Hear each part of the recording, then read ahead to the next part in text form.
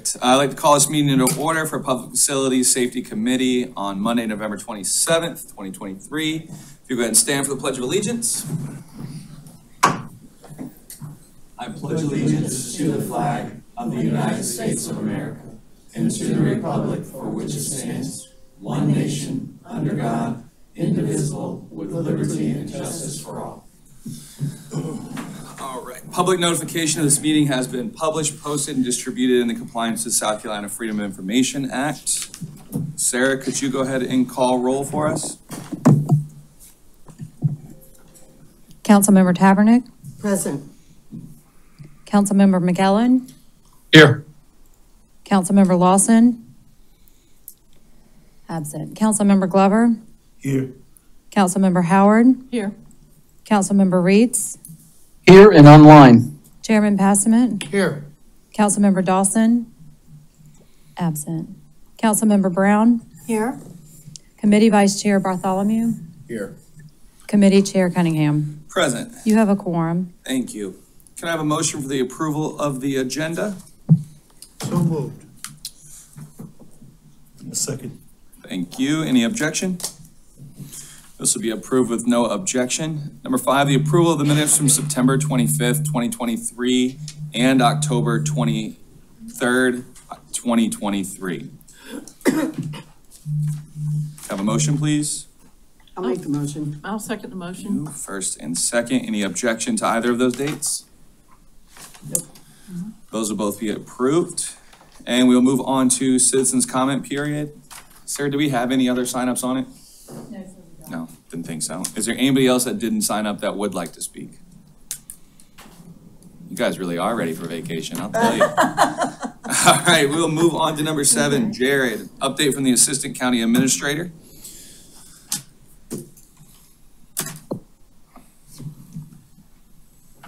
How you doing, Jared? I'm great. How are you today? Fantastic. Great. Well, thank you, Chairman and committee. Appreciate the opportunity. Give you a few updates on a couple of items that we're working on. Again, these are items that aren't necessarily for today's agenda, just some things that we're working on within the division and around the county. One thing to note is the week before Thanksgiving, we successfully closed on the 18 acres of the Oldfield property, which is immediately adjacent to the 97 acres that we had closed on the Cooler Tract previously, which is all part of the law enforcement center. So with that, we have some funding that was a part of that closing that was already there. We're going to move that forward and put out an RFQ for design to help us do master plan and exercise for the 120 acres. So, 120. Yep, good news on that front. Thank you. As far as the Public Works, we are working feverishly to get back. We got a response. We put out a recycling contract response, which is our MRF.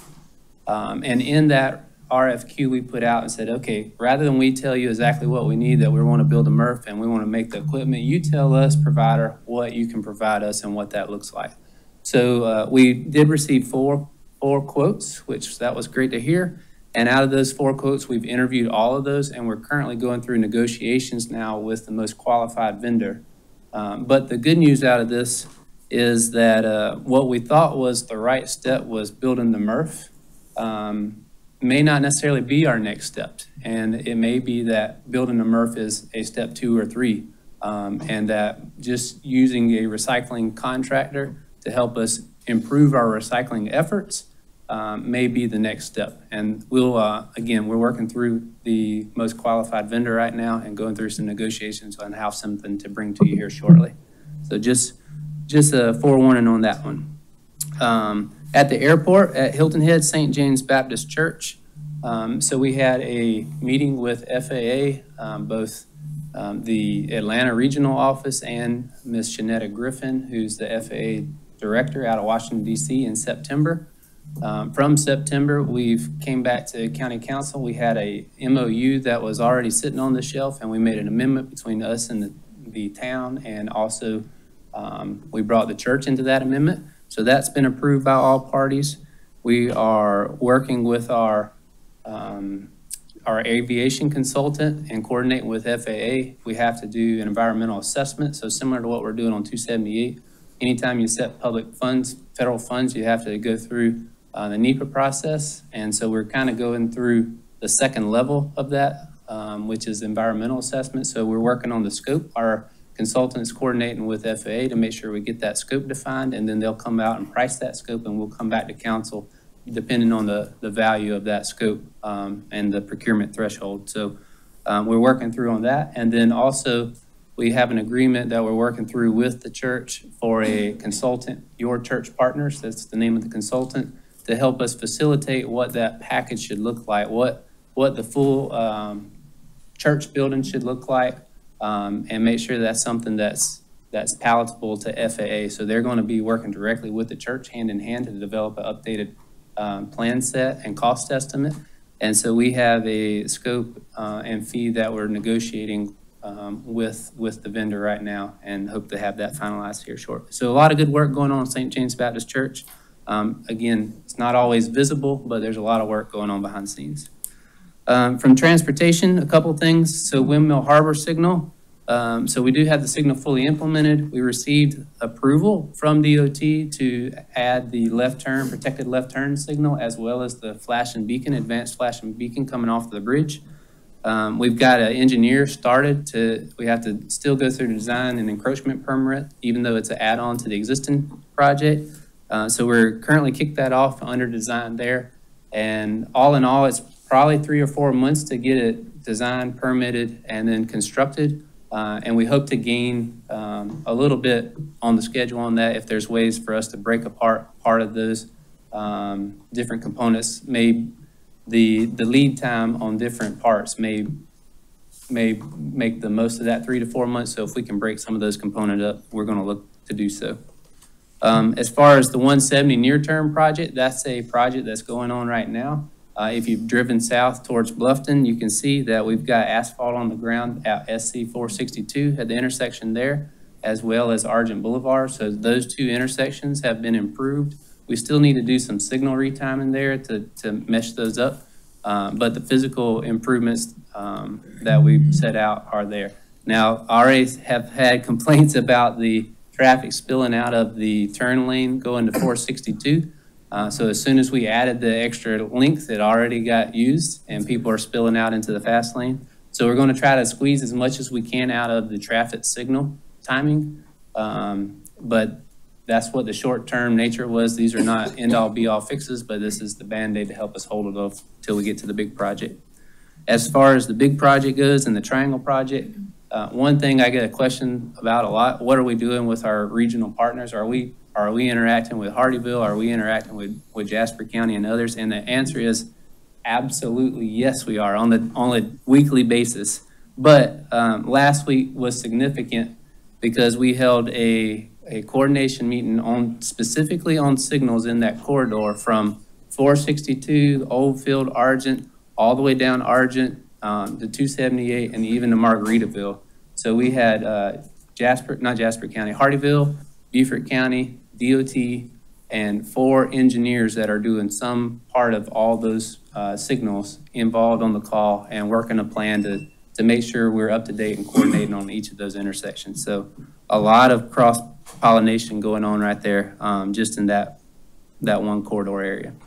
And lastly is the sales tax committee. Just want to let you guys know that they've been hard at work for the last 6+ weeks. And they have been meeting every Thursday for about 1.5 hours or 2 hours. A lot of good discussion, a really, really great committee. They're working towards meeting the goal of providing an answer back to the council with a recommendation in December. So they have 2 more meetings ahead of your December 11th meeting, which they will work to try to bring back an opportunity for them to make their presentation on what those recommendations are. So a lot of good work there.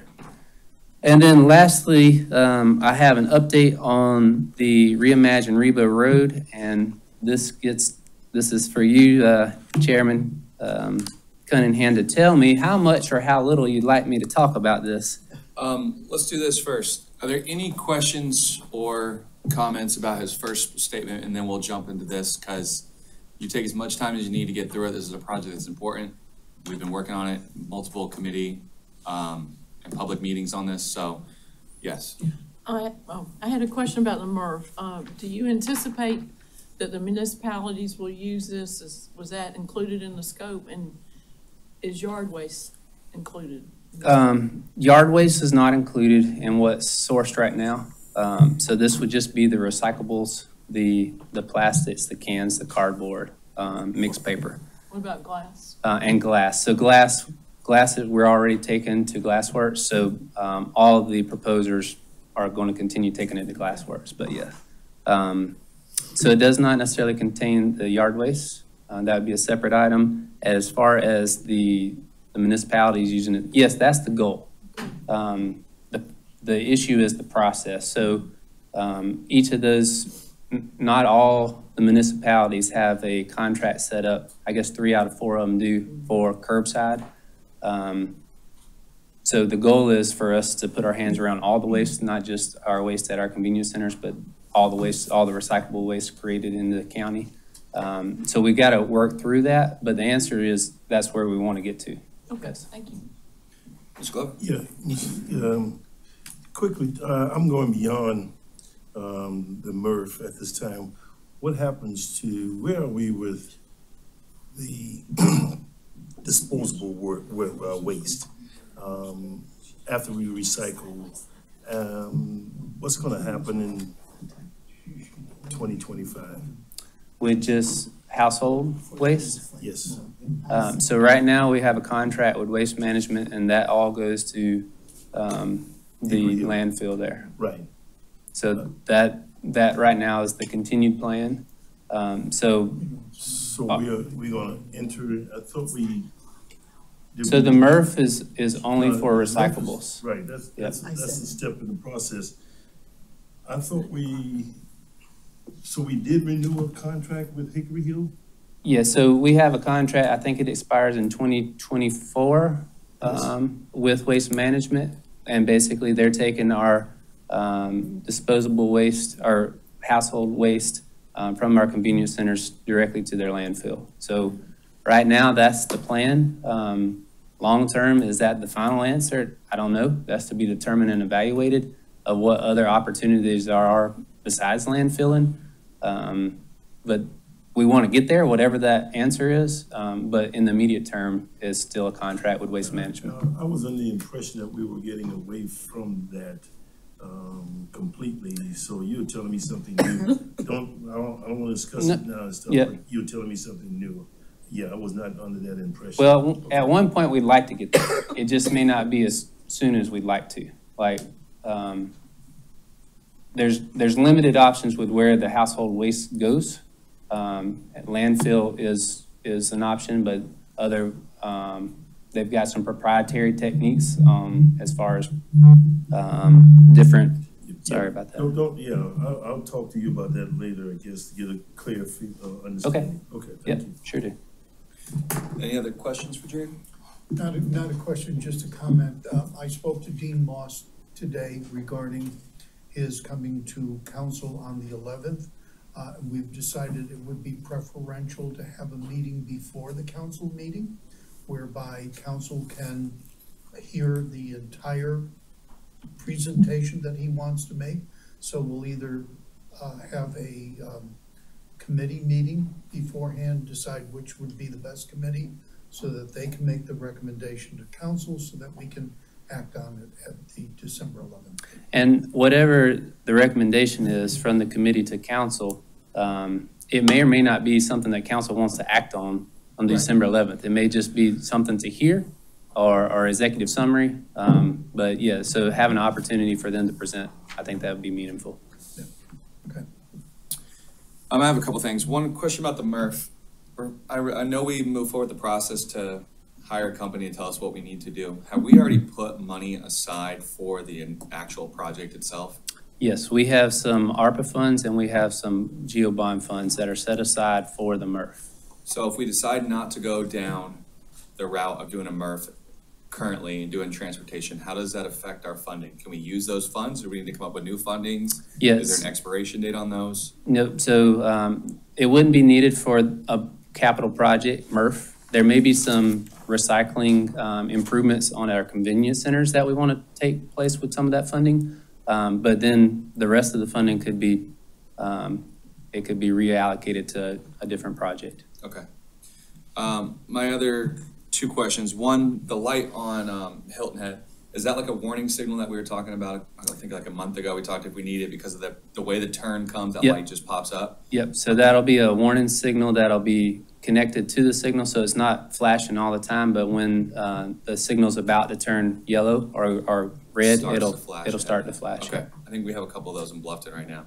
Mhm. And then the 170, the temporary project. We've seen a lot of these, just trying to refresh my memory. Does that include, I know it includes closing off that turn in behind the Cracker Barrel. I can't remember the name of the road right now. Oakity North, Oakity Yes. Boulevard North. Yep. Yes, I know it cuts that off because that was a point where we've had quite a few wrecks. But does it also include the funding to build the road behind those businesses down to that traffic light at Burger King, or is that in the long-term plan? No, that would be a long-term plan, yeah. Because I know we updated on the master plan, just couldn't remember if it was a part of this one or not. Yep. Okay, that's all my questions. Anybody else? Okay. As much time as you need, Jared. All right, well, Ms. Howard, I apologize because it's the same slides that you've seen 2 times now at City of Beaufort and Town of Port Royal. But I'll go through them a little quickly. I think everybody's familiar with it, but just the process that we've gone through on this project and where we're going. The most important thing on this slide here is the 3 logos at the bottom, or 4 logos. So this is not a county project, even though I've been the one talking at the City of Beaufort and Town of Port Royal and making the presentation. This is a joint project. Just as something we're trying to do, all 3 of us together, to make improvements through our community. So a joint project. This is the Boundary Street Master Plan. So this was done in about 2005. And the master plan, I know it's a little hard to see, but this is Boundary Street up here, the top that goes from left to right, and 170 as it comes in. So what was conceived was some type of thoroughfare that was a gateway entrance to the city of Beaufort. What's important to know is, one, when it got started. So it got started in 2005, and Boundary Street itself didn't finish until 2019. So 14 years later between the start and stop. So what we're trying to do is to use this example and move forward with Rebo Road. So we're basically doing a master plan, not necessarily for the zoning and all the other building facilities around the street, but for the street itself, and then move that into design. So in 2005, they spent about a year doing this master plan effort, which was the evolution of the Beaufort Code. And then out of that, they really hit the pause button for a second. Then they did a due diligence study into 2008, 2009. Is this really something we should do?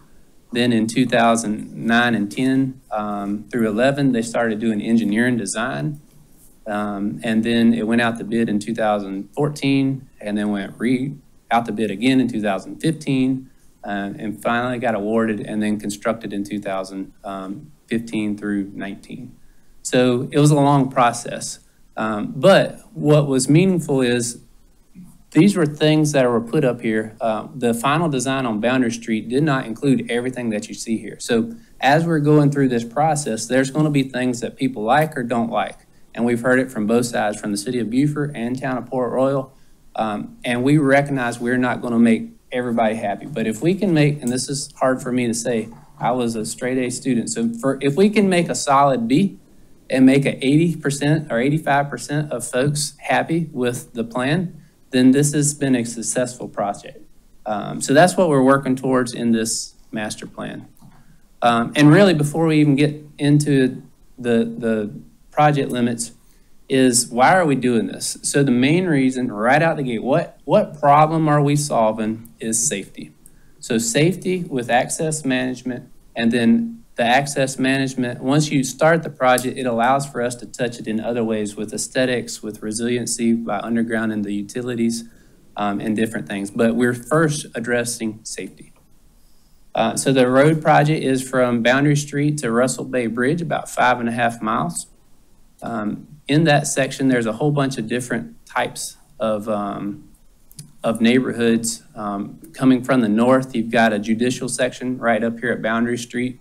As you get past Depot, it gets into a neighborhood section from Depot down to basically TCL. Once you get to TCL and the hospital, it gets into a more industrial setting. And then once you pass the hospital, pretty much from there on out, it gets into a commercial setting. So how do we make one project fit all those different needs? And the answer is it looks different as you travel. But one of the safety components that we want to do is make sure that we have a mode of access for all users, not just vehicular users, but pedestrians, bicyclists, and all. So right now there's broken pedestrian access throughout this corridor. So one of the main things is providing that access from Boundary Street all the way down through Port Royal.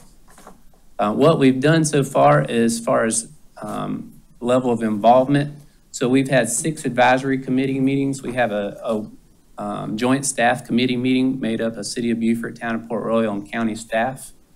We've met several times on bi-weekly coordination calls, and we've walked the site several times for a field scoping meeting with the engineers. We've also been online. So online, a total of 1,100, over 1,100 responses. A general survey, so a survey like this was a positive response as far as the number of responses received. We've actually had 3 outreach meetings, in-person meetings. So we kicked off the project in April of this year with 80+ attendees at TCL. All these were held at TCL. And at that meeting, it was basically, hey, what would you like us to see? And the biggest comment that we got out of that meeting was that, hey, you don't have this designed already? And the answer was, no, this is something we want to hear from you before we even start drawing. And we heard a lot of things. We heard the safety, we heard speeding, we heard pedestrian access, we heard no medians in the entire stretch. Like, we do not want it to look like Boundary Street. That was something overwhelmingly that we heard.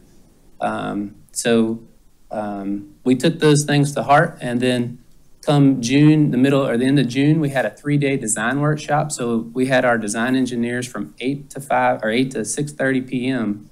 That were sitting there, and people could come throughout the workday and provide comments. And as they were talking, there was an engineer in the back with the design program, and he was designing on the fly and then printing it and then putting it on the master board for them to look at. What about this idea or that idea? So it was a working design session. And then lastly, in September, again at TCL, we had an open house where we shared all the input that's been received online, all the input that was received at the symposium and the design workshop, and all the input we've heard from the stakeholder meetings, and gave our best effort as a first draft of, hey, this is what the design engineers recommend based off the data and the public input. So as far as the data was kind of interesting. One was the number of wrecks. There was a tremendous amount of number of wrecks. On the right, you can see a heat map of those wrecks where it gets bright yellow and red.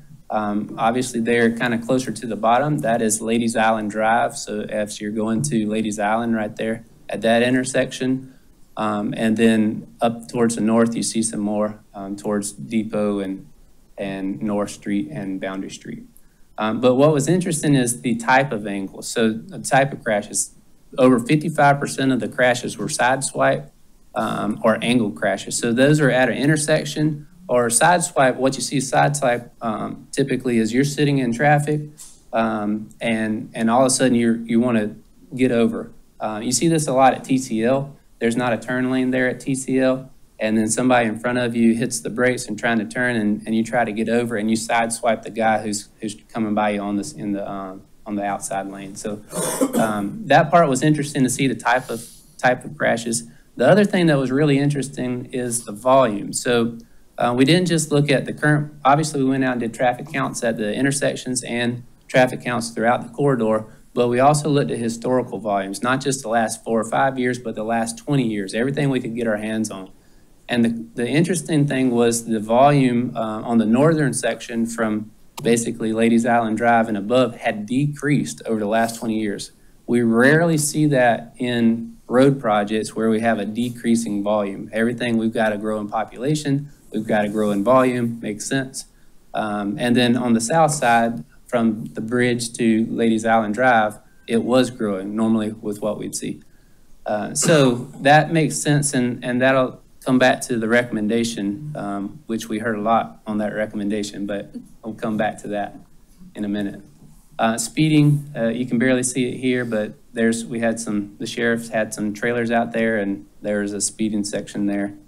Biking and walking, so right there on the top right, you've got a 5-foot sidewalk, somebody walking their dog. They're on the furthest away. Typically, sidewalks today usually start at 6 feet, and a multi-use pathway starts at 8 feet or above. So you can have pedestrians and bicyclists on the same pathway. But there's also, in order to encourage people to use the street as a walkable street, you want to create a safe environment. And the way you do that is by creating separation. So typically you'll see a grass median or a planted median between the edge of the curb and the pathway, and that'll make a more inviting pathway for somebody to walk upon. On the bottom there, that's about the worst accommodation for bicycle facility that you can imagine. So not only were they pushing the bicycle, but he's pushing it in the gutter there on the road, so. All right, so the recommendations. So the interesting thing back in the Boundary Street Master Plan was at the intersection of Boundary Street and Rebo Road, it called 20 plus years ago, close to 20 years ago, for there to be a roundabout at that intersection. So one of the recommendations is a roundabout. And the reason is the math didn't change in 20 years. The same math is then as it is now. And the reason it makes sense as a recommendation is because if you sit at that signal, there's two major turning movements. Obviously, it's a T intersection, and you have a heavy right turn volume coming off of Boundary Street on the Rebo, and then you have a heavy left turn volume coming off of Rebo onto Boundary Street. And so what a roundabout does, it allows those two movements to move simultaneously. So they're not in conflict with one another because they're going around the circle at a different part of the circle. So it actually works really well at that location.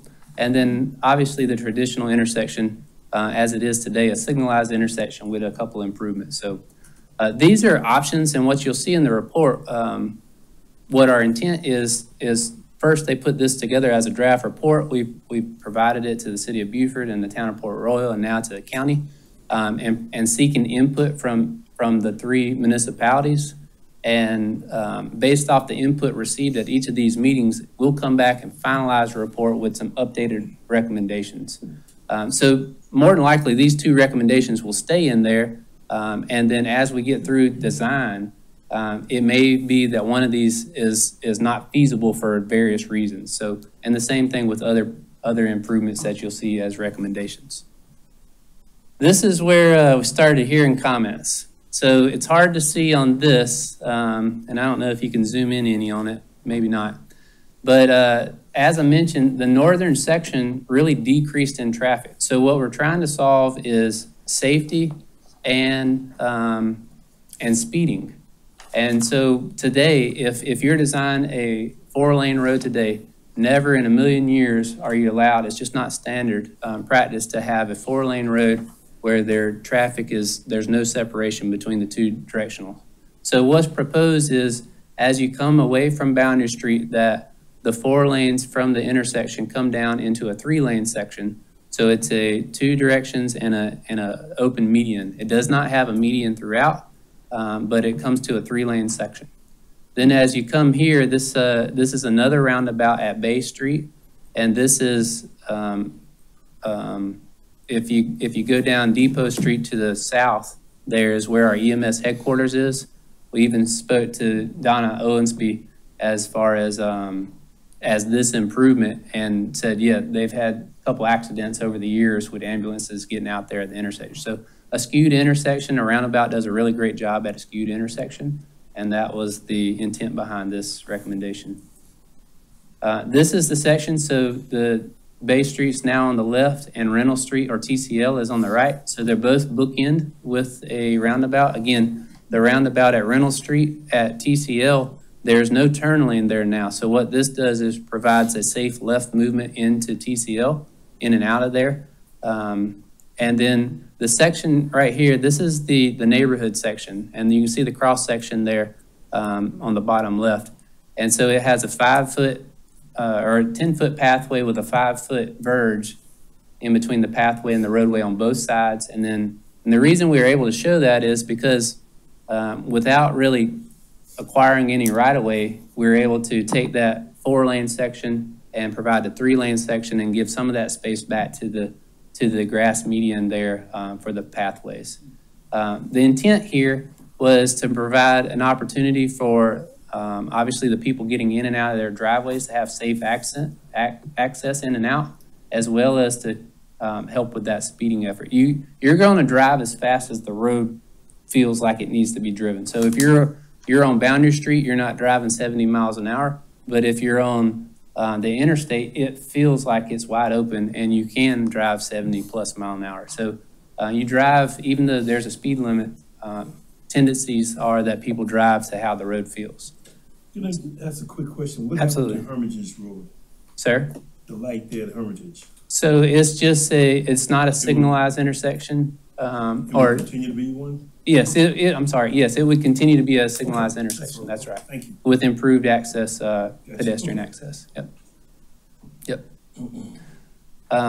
This was the section that got a lot of attention from the city of Beaufort, as well as the hospital. So, again, everybody's not going to like everything, and we're going to take that into consideration when we bring back an updated draft of this. As you come out of the circle there from TCL, so you have median, also back here real quick, you can barely see it, but in the middle of the screen, there's a green line. So that's a pedestrian refuge area. So people can cross at a mid-block. You're not going to walk all the way to the traffic circle to get across the road. You want to get across the road in the middle. So it's not a median the entire way, but it's a median in the middle of that section to allow for pedestrians to pass and make a safe place for that crossing. So right here, as you exit out of the circle, so it starts tailoring back into a 4-lane section and or 5-lane section, and it stays 5 lanes throughout the rest of the corridor all the way down to the Bell Bridge. Right here at Allison and directly in front of the hospital, some pedestrian accommodations to improve that. There's actually one of the comments received was from I believe a nurse working there at Beaufort Memorial about turning into the hospital. So there's a free flow turn lane added to this cross section on the north side of the road to the hospital. But you can see basically the 5-lane section, so it has a 5-lane or 5-foot pathway on one side, and it maintains the 10-foot pathway on the I guess east side of the road or north side of this page. I'd just like to make one comment, because of the shift work too, I think, the lighting that's proposed will help a great deal of the hospital. Absolutely. So safety, again, is a factor, and this road is really dark right now, which again, doesn't encourage pedestrian access after dark. I think that's probably something we have a challenge with countywide. So even though it's a safety element, it also provides an aesthetic element. So this would be, like I said, not only the undergrounding of the utilities, but we would have overhead lighting, site lighting throughout the corridor. This is just a little sketch up. This is right across from Piggly Wiggly. So a 5-lane section there. Again, the median is not continuous. It's just there, the one section. Continues, this is, it gets to Ladies Island Drive on the right. So this is the road that goes to Ladies Island. What's called out in this is a right turn lane into a free flow. So right now you have cars that, there's 3 major movements here. So there's that right turn there. There's a left turn off, heavy left turn volume off of Ladies Island Drive. And there's a pretty significant left turn coming from Beaufort trying to turn on the Ladies Island Drive as well. So we're not going to be able to fix everything as far as this project, but what this project is focusing on is accommodating that heavy right turn by the auto store. So this creates a free flow right turn, so they can clear out as much as possible. They don't have to wait on the signal to make that accommodation. Beyond this, I think there's going to be opportunity for us to look for more specific improvements beyond this project for this specific intersection. So Port Royal, this was one of the major comments. This is the major intersection in the town of Port Royal and probably major intersection north of the Broad. So as long as improvements get made here, that'll be worthwhile.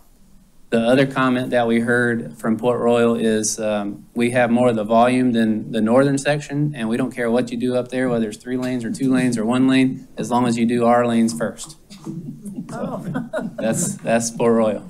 And and I think they're right. When the route changed, Highway 21 through Paris Island Gateway, that made a decrease in the traffic coming. Yep, from that the other may part. well be part of the decrease that we've seen over the Because now last 20 truck years. route That's goes right. that way. Yep, absolutely.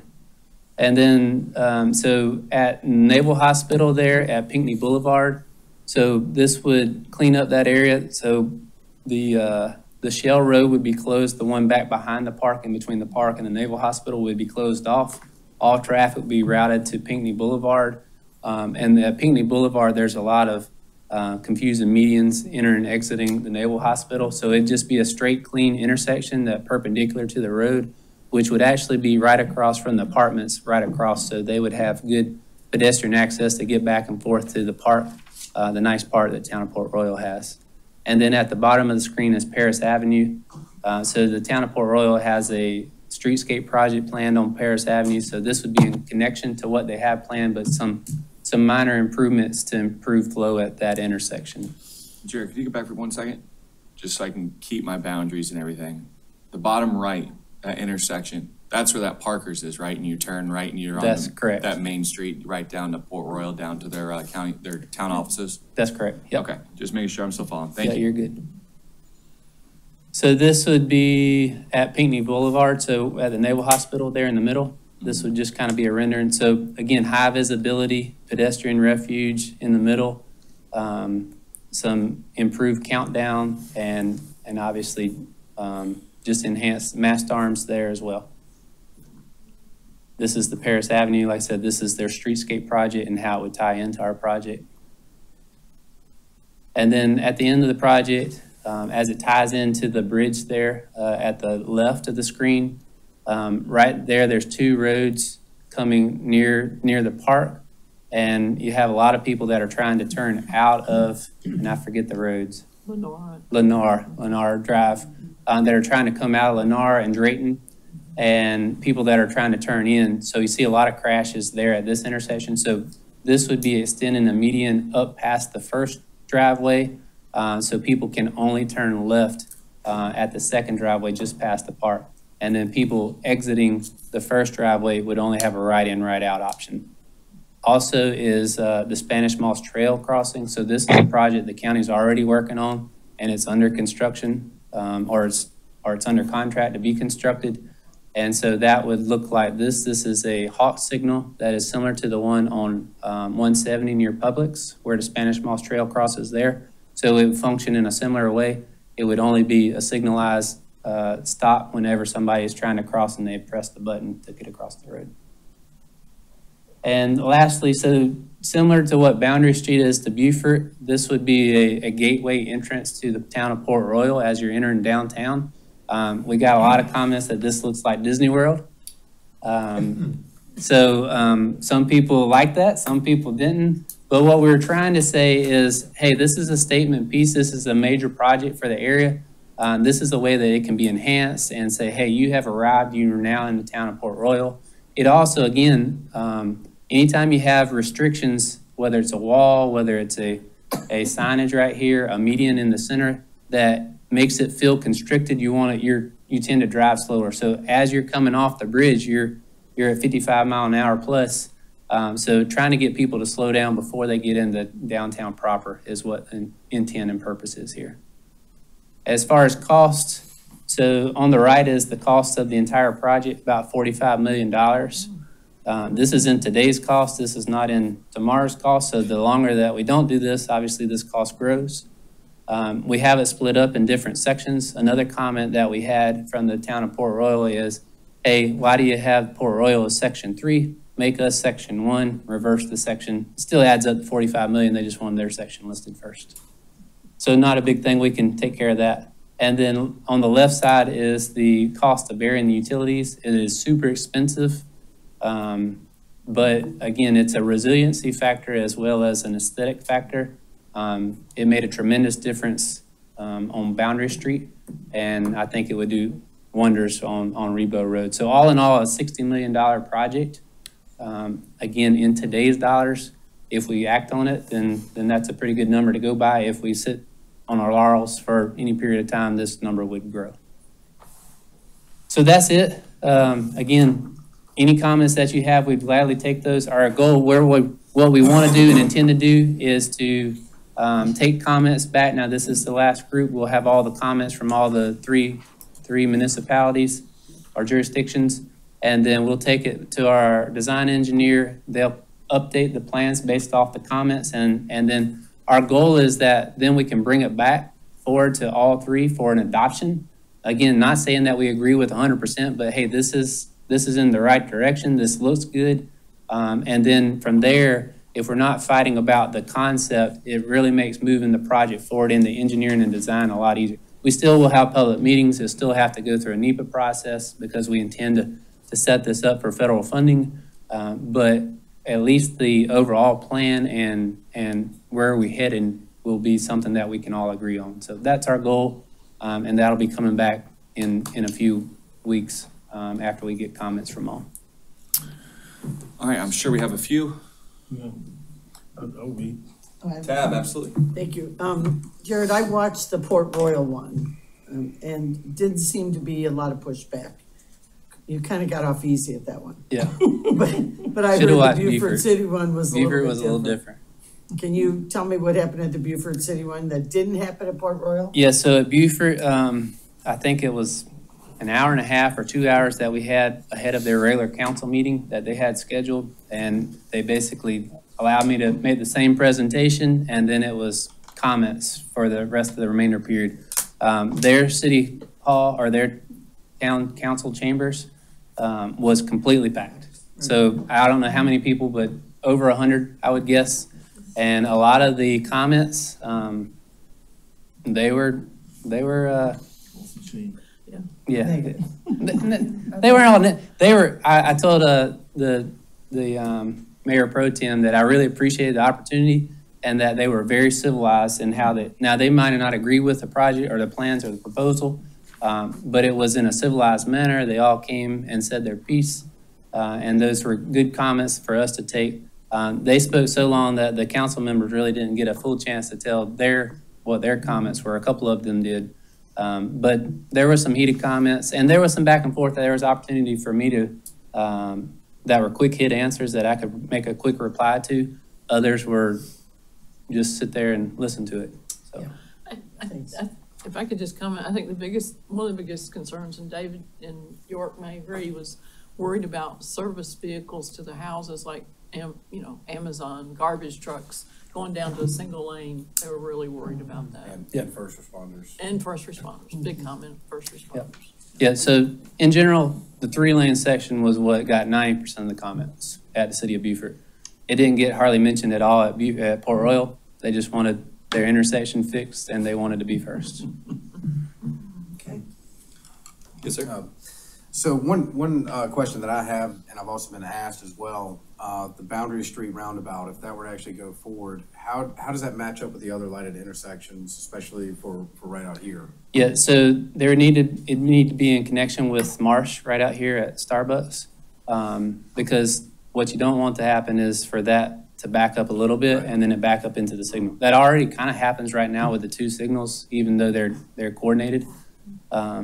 So that would be studied and looked at. So both downstream and upstream on Boundary Street would be looked at in the design phase if that was to move forward. And then one of the other comments that I keep hearing as well, beyond the first responders on the single lane section, is going back to the Ladies Island Drive intersection. Mm-hmm. Why aren't we going ahead and incorporating the plan to go ahead and address that in its entirety? Yeah, so its entirety, it's a $15 or $20 million project, just that intersection. Because what we get into, and I've talked about this at other forums, but you start getting into raised or raised elevated intersections, separated grade, sorry, I couldn't come up with a word. Separated grade intersections, and it starts having a lot more impact to outside of the Rebo Road specific area and a lot of different land that is interacting with, so. Is it cheaper to do it later, or would it be kind of more cost effective to incorporate it now while we're doing it?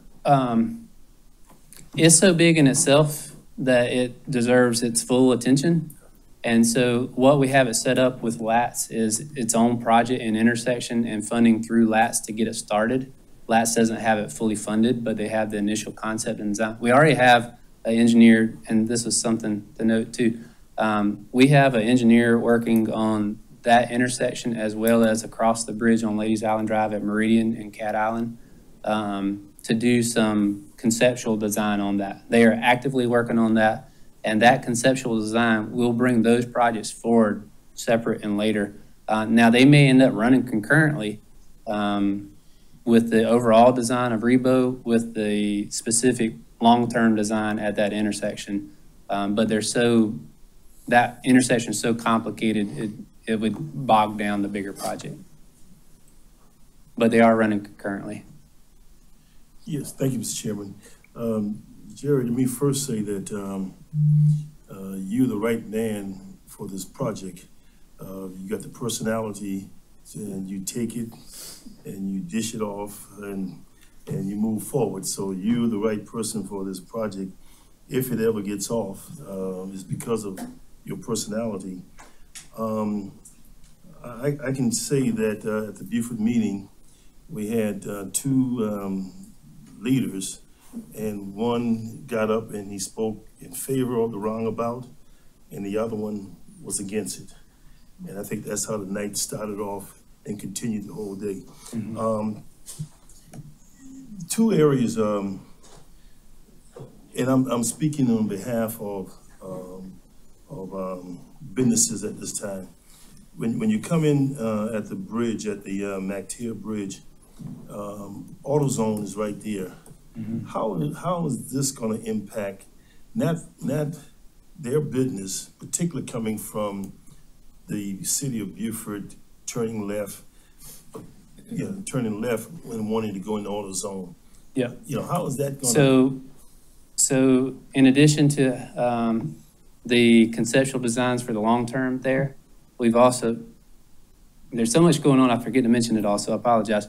So we've also kicked off an initial design on that specific intersection. So similar to what we've done on 170, we did short term, midterm, long term. So in this scenario, I would call Rebo Road midterm to long term. And then we're kicked off that channelized right flow design as a short term option. And in that design, the right-of-way is an issue, but there's already some right-of-way on Rebo Road side of Advanced Auto Parts that is already there where the sidewalk is. So there's limited right-of-way needs, but because that right flow is a free flow, that driveway on Ladies Island Drive would have to be closed. So the driveway on Rebo Road would remain open. So they'd still have access in and out, and then we would have to convert a left turn in for that movement coming from Beaufort to turn left into Ladies Island. So all that would be facilitated. Our goal is to get that design started with the investment funds that council provided to get started on transportation projects ahead of sales tax. We're putting money towards that short-term design right now. And if we can get through the right-of-way component, that should be a pretty quick project that we could get out in the next 6 to 9 months as far as a design on it. But we're working with DOT, and then we'll have to work with the landowner on that entrance in and out. Okay. And the other one is No, go ahead. and the other one is the Pinckney Boulevard. And since we're going to be doing some improvement in that area, just keep in mind that Saturday morning farmers market and how whatever you do can help enhance that. So this actually gives more, this gives some property back towards it obviously, the DOD and Port Royal, I'm not sure where the boundary lines are, but because you've got so much of the entrance, driveway entrance has got different medians and stuff coming off Rebo Road, this puts it all in one location. So some of that space would go back to the park. And then obviously the Shell Road that would be closed, the town has considered using that as a parking avenue in the back of the park to help. Yeah, that's their main part, or one of their main parts, and this project would help enhance activity there. Okay. It's like, Yes, ma'am. thank you for meeting separately with the hospital, with Russell Baxley, and we got a lot of good comments from him and their concerns regarding safety and emergency response to the hospital, and I hope we'll be able to work through those. But I think the public was anticipating they wouldn't have a lot of input, but they have, and I look forward to seeing the next rendition of it. And I've been forwarding my constituents' comments to you. I've been getting email, and I'd just like to take the opportunity to encourage the public to keep sending comments to your district representatives so we can pass them on. Yep. Thank you again. Absolutely. A lot of work. Thank you. Yeah, Jared, I just have a couple. One of them would be, what is your recommendation for this Port Royal area? Do you think it should be done first? So I think we do the design and the NEPA on the entire project. Okay. And then depending on funding, sales tax, there's a lot of dependence. That process itself is going to be its own 18 months or 24 months. After we get through NEPA, and they want to see it as one thing. That's how they like to look at projects anyhow. Then we can decide if we need to phase it. If we do start phasing it, it may make sense to start on the southern end. Good. I know you're talking about, make sure I get my directions right. We're on the north side here, so on that south side towards Port Royal, where you're talking about going 5 lanes through part of there, how much easements or right-of-ways do you think we're gonna have to get in some of those locations compared to down here where you said we're not gonna have to worry about that because we are going to a 3-lane in this proposal? Well, in this proposal, on the 3-lane, you wouldn't have as many right-of-way concerns. If we kept it as 4 lanes or 5 lanes in that section, we'd have more right-of-way concerns. On the sections that are 5 lanes already. By the hospital? Yeah, the major right-of-way is for, you can see on the cross-section here, the 10-foot pathway on the hospital side, on the right side, and then the grass strip. The 5-foot sidewalk is pretty close to what's out there already. So it may be on one side only, or it may be, whatever it is, it's more than likely in the matter of 10 to 15 feet. Whether that's the entire stretch or it meanders a little bit, that would be determined. So again, we're in the 50,000 foot view. We wouldn't know that answer a little bit till we get further in the 30% or beyond design, once we have survey. Is that process done for those easements or right-of-ways by property? Mm-hmm. So yeah, on Boundary Street. Looking at 20, 30, 40, more than that. Yeah, on Boundary Street, we had close to 100 properties. Okay. Which is something that's going to take time. I asked the question because we spent all this time getting feedback from the community and putting together a plan with all that feedback, including from the professionals.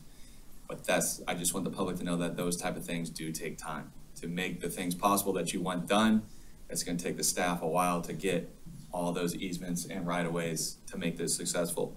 My last question was, you were talking about funding for it.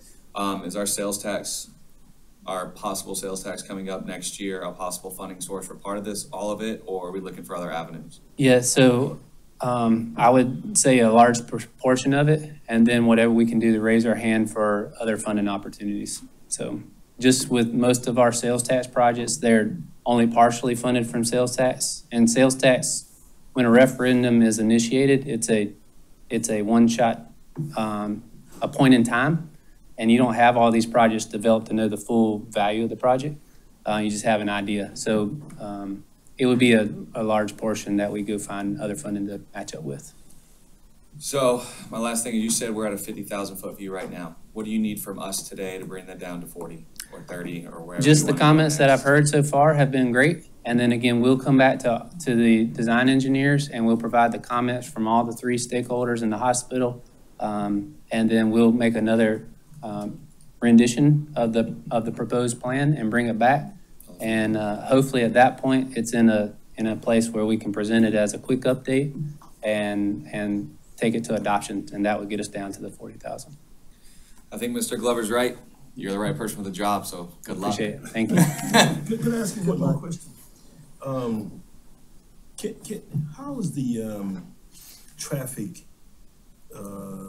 accident report on Sands Point Road since they put that new roundabout in about 5 or 6 years Yeah, ago? I'm not It seems sure. to me that it's working well. Yep. I'm just wondering whether it's reduced accident in that area, or is this something that we could use as a measurement? Yeah, no, so that one is a large roundabout, so that would be a similar size and scale at the Boundary Street. Boundary Street, that's what I'm Right. thinking. The other roundabouts would be a smaller scale, like ones you would see on Hilton Head. They're smaller one-lane roundabouts, but that one is a full ring. And DOT should have that data pre and post, those improvements, so we'd be able to use that as a guide. Mhm. Yep. Good Yeah, comment. we have quite a few in Bluffton. They work pretty well usually over there. Some As people long as we think so. teach people from Ohio how to drive on them, we'll be good. Yeah, really. All right, Jared, if you don't have anything else, That's it. then you can take a break for a couple seconds before you call you back up. All right. All right. Moving on to our agenda items then. Number 8, recommend approval to award infrastructure consulting and engineering the design contract for Midtown Drive Connector Road. I'd like to make a motion. A second, please. I'll second it. Do we have any discussion? Where is it? This is where Low Country Medical and Midtown Drive and Food Line is in the Port Royal Shell Point area. And it's been needed, but we didn't have any money to even design it. This will help with the traffic that goes through the neighborhood of Shell Point, divert from the Montessori School, which is added a high school, which adds a whole nother element of traffic. Anyway. Any other discussion? I have a question for Mr. Frerichs. On page 48 of our packet, what is a loon turnaround? I hope it's not a turnaround for crazies. I don't know what that is. Let me see. It's 5.7, number 1. Proposed median crossover and loon turnaround? I don't know. It looks like a loan, maybe? I don't know. I don't know. Okay, I Yeah. thought it was some technical No, no. term I don't know. Maybe loop turnaround? Oh, possibly a loop turnaround? I don't know that one That either. makes sense. Okay. This is a map, I apologize, this is the traffic study It's that a loop. the town of Port Royal did in 2017. This is an exhibit out of that. And to the north, where you just see the writing at the top right of the page, that is Paris Island Gateway, and that is the stoplight there coming into the shopping center. So these were the 3 routes that were looked at back in 2017, and they still stand as valid alternatives. So the route that we've discussed looking at is the blue route, which would basically continue Midtown Drive through there's a medical plaza on the left and an apartment complex on the right. And then at the bottom, right before, on the far left is Broad River Drive. And at the bottom of the blue where it goes horizontal, it enters into our county park there. So it'd be crossing upon the top of our park that we already own and then tying back into Broad River Boulevard. So as Councilman Howard mentioned, there wasn't funding at the time in 2017. Again, this is the investment funds that County Council provided. This would be a safety project that we would propose and get started with the funding that's there on the design. And this is coming out of capital funds, correct? Yeah, so that capital fund account is that investment funds that County Council set aside for transportation projects. Perfect. Could I get a copy of that map? Yes, we'll email you this. This is part of a report from that 2017 report. It was, Okay. the rest of the report's hard to read, but the map was only, but we'll send this map out. Yeah, okay. Any objection? No. And this will move forward with no objection. Number 9, recommend approval of resolution for matching funds for Beaufort County's portion of the local match for 3 planning studies through Low Country Area Transportation Study and the approval of the MOU with LATS for each of the 3 planning studies. We have a motion? I'll make the motion. A second, please. I'll second that. Discussion? Any objection? And this will move forward with no objection then. One thing real quick, I apologize. Yes, sir? The MOUs were not included as the backup material. So I talked with the clerk, and so just want to make sure, they basically say the same thing that the resolution did in the backup material, but they just speak to that specifically. So she was going to add that as an add-on to the agenda after the meeting. Okay. So just wanted to make that clear and known, so Does this need to go forward to council? it would, yes. Yep. All right, this will move forward to council with no objection.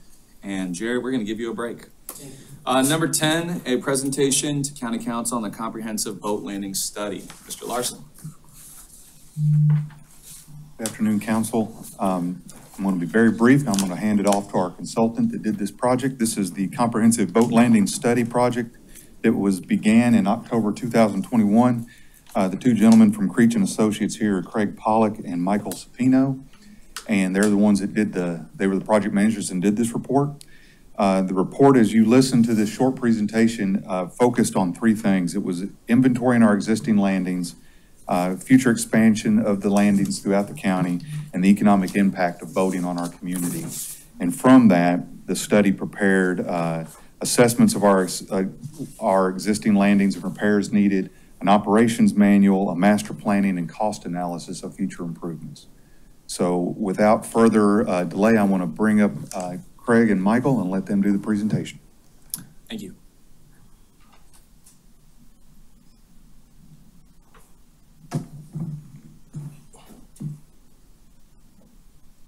Hello, and thank you for allowing us to come present our findings for the comprehensive boat landing study. 1 second to pop up on the screen. Okay. So,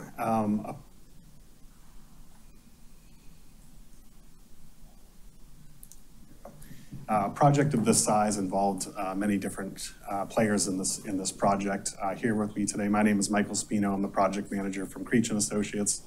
And like we were introduced before, Craig Pollock with JGT Engineering.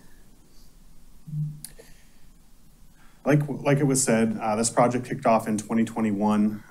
It really focused on 5 main components: individual landing assessments, where we went out and looked at your existing inventory, looked for deficiencies and other items. Then that transformed into a standard operations manual. So the information that we learned doing these assessments, we came up with a standard manual that the county can use to maintain these assets over the next 5, 10, 20 years. And we also looked at a master planning study for all the boat landings, looking at what was being used in your current inventory and how we could make this experience better. Then we also looked at the economic impact of boating in the county, and then quickly looked at some capital planning to try to help fund some of these projects. So in general, the big piece of this was community involvement.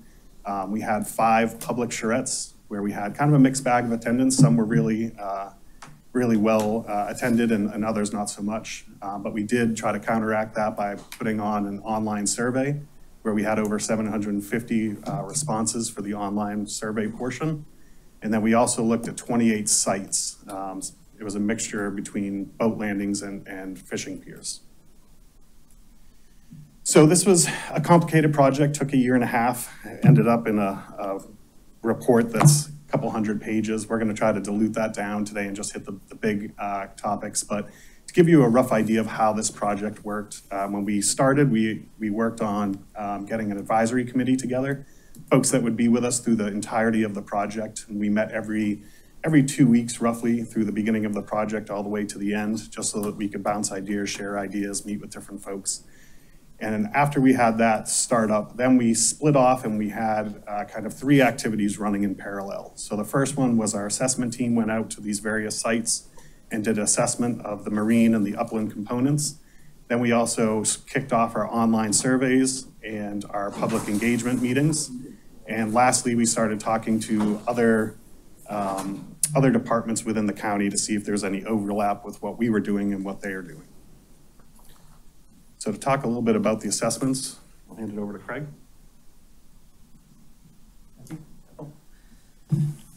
So the assessment is basically what we want to do is kind of, at a snapshot in time, go out and look and see what's going on with each one of these individual sites. You know, we have everything from the boat ramps and the fishing pier. So basically just went out, we had two different groups. We were looking at the uplands where we wanted to look at parking, we wanted to look at drainage, grading. We wanted to make sure there was, is there areas of erosion? Are there areas, ponding in the parking areas? Are there, problems, we want to look at ADA parking, barrier-free access, all those sorts of things on the uplands. And then also as we get down into the marine structures itself, these are heavily used facilities. As we all know, the marine environment is very difficult on structures. So we would look at everything from the boat ramps, we would look at the queuing docks, the floating docks, looking for broken cleats and rub rails, problems with piles, all these kinds of things that sort of a snapshot in time. And we were sharing this in real time with Public Works. And they actually went out and anytime there was something that specifically related to health, safety, welfare of the users, we alerted them immediately. We had, some things would be, something with a pile. We had a couple of dead trees that were brought to our attention during site assessments that the county was able to take down. Some were, hanging near the boat landings, near the parking. So what we really want to do is just sort of a base, and this actually goes back, our firm was involved in a study that was done in 2007. So we went back and looked at kind of where things from there to now, and just sort of, went through everything and what was there. And as we went through this assessment, we basically took what we learned and we wanted to preserve that into something the county could use on a daily basis. Public Works goes out and visits these sites twice a week during the summer. Mondays and Fridays, they address everything from trash, recycling. They look for issues. And what we want to do is just have a checklist that they can simply go through when they made the site visit.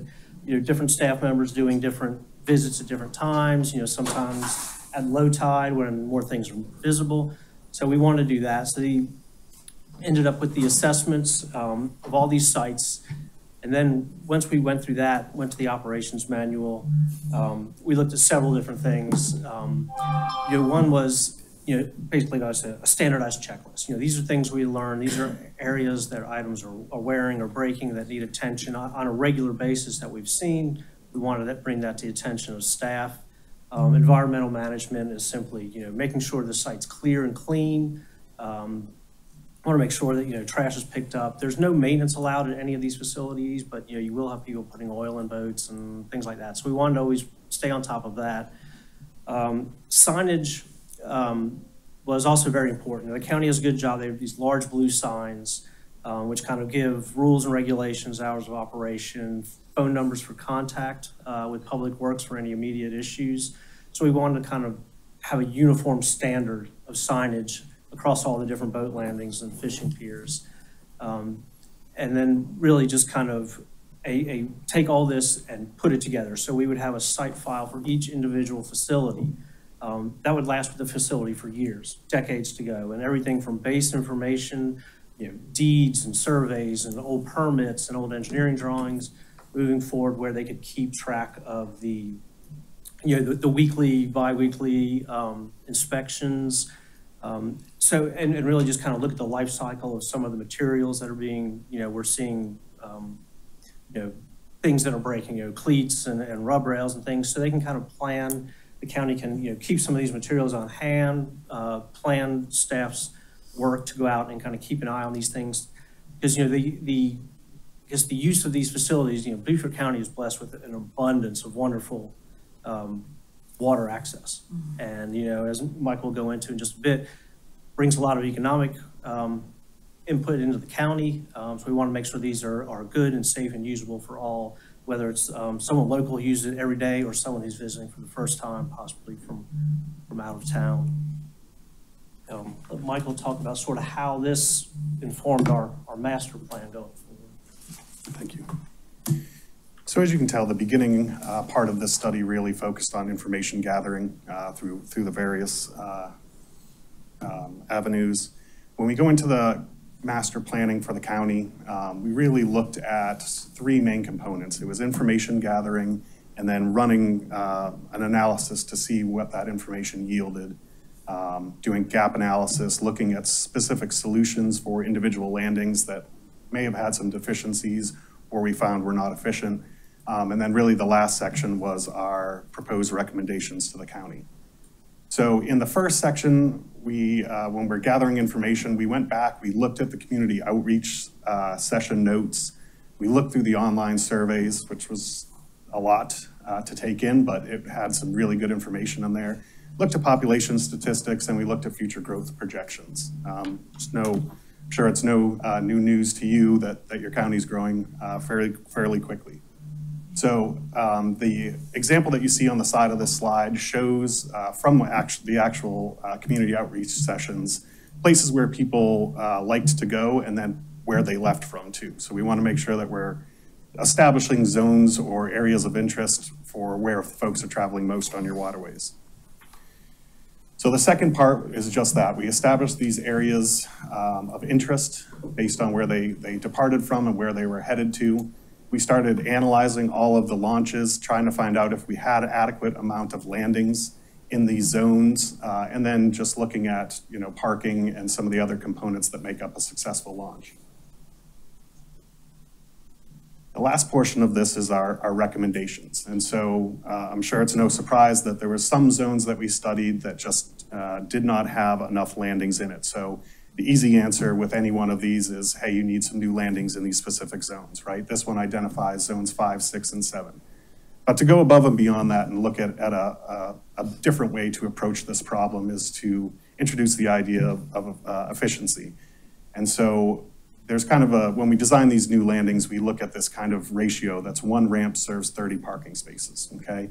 And so what we did with that is go back and analyze some of these deficient zones and say, is there an easier solution to some of these while the county continues to look for these new landings? Can we solve some of these problems in a different way? So we went back and studied all of these different landings, and we organized our recommendations into high priority, medium priority, and low priority solutions. So out of the high priority, the 6 strategies, and we don't have enough time today to dive into all of them, so I've just pulled out some example strategies. So in the high priority, these are items that we had some collaboration with other county departments. There was low or no land acquisition costs, and they were adjacent to some of these zones of deficiency. In total, for the high priority, we found about our recommendations yielded about $7.5 million worth of stuff. The medium priority ones is a step down. We didn't have as much interaction with other departments. There is some land acquisition cost associated with it, although we tried to keep that fairly minimal, look for chunks of land that were less expensive or what we felt might be less expensive. We came up with 5 strategies for that, again, about $7.5 million. And then we had the outliers that fell into the low priority. These were the most expensive solutions. These are waterfront lots that are going to be very costly to obtain and then develop. And so these ones, we still came up with some strategies, but we really kind of looked at those as parcels, listed some of the parcel information, and then as a team with our advisory committee, we decided to kind of leave that portion alone. So from here on out, we focus on the high and the medium priorities only. So an example of a high priority solution would be Buddy and Zoo. In this particular option, we came up with 2 kind of subsets of the solution. We worked with the rural and critical lands folks to come up with some ideas. They own that, the county owns that parcel that's adjacent to it. Right now, there's fairly minimal parking. I want to say about 24, but you also have 3 lanes, or the launch is wide enough to accommodate 3 lanes. So again, going back to that 1 lane for 30 parking spots, you can tell that this is a pretty underutilized area. And so when we talk about efficiency, we're trying to figure out if there's a way to bring that ratio from the launch lanes to the parking capacity in a better balance.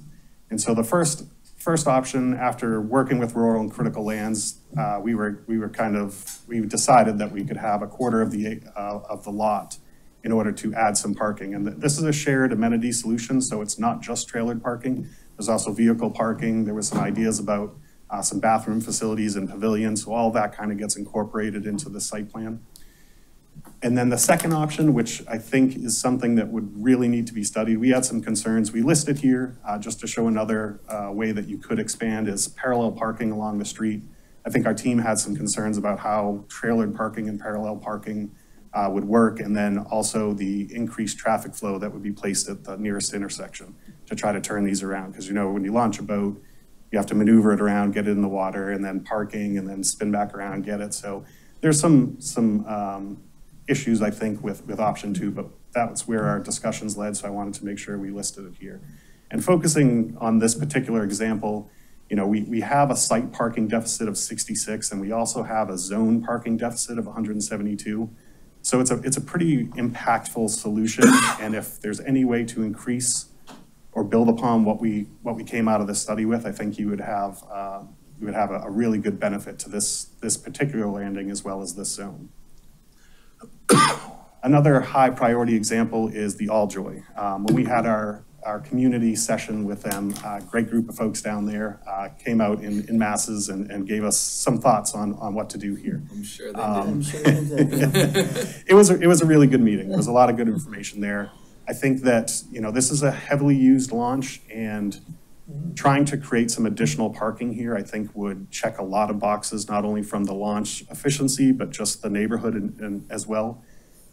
So here, you know, again, we're looking at a solution that provides some more trailered parking, also has some non-trailered parking. This is one of the launches we heard that a lot of people kind of get picked up from, jump in a boat, go elsewhere. So we want to make sure we accommodated that as well.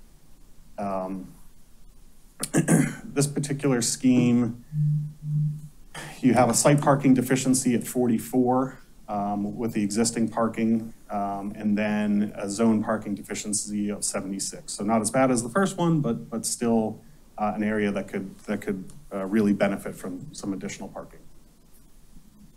As we move into the medium priority examples, so the one that we highlighted here is Wallace, and we've come up with a short-term expansion solution and a long-term expansion solution.